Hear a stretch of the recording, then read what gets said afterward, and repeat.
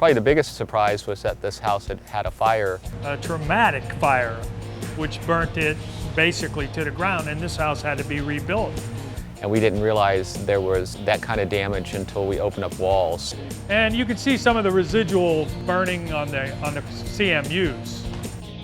It's my job to kind of keep the design team informed as to conditions that we find to make this a better, more livable home.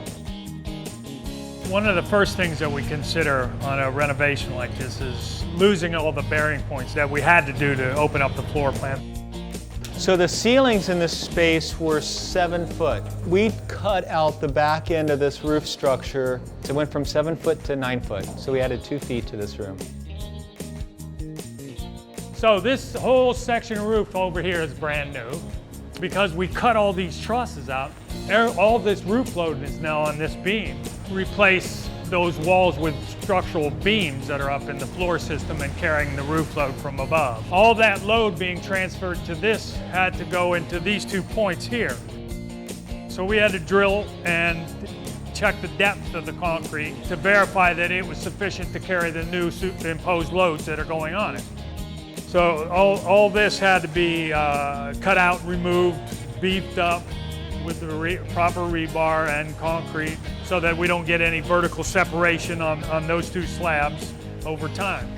Those are the things that we're focused on immediately at this time, trying to get structure back to 100%. Originally, this porch here had a bunch of columns, so it was broken up. We took out all the columns, did some really hefty beams in there, and this is all going to be opened up. How do we take the views and these little openings and make them bigger? So you can sort of see where we cut out walls, we put a new header in. Even though this masonry opening serves our size purpose for the new window, we went in and put a new header and new masonry up here just for structural integrity.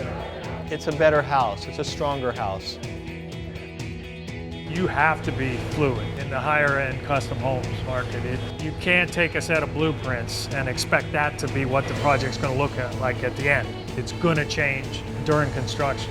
You got to go with the flow and look for the surprises and just be open to figuring out the solutions.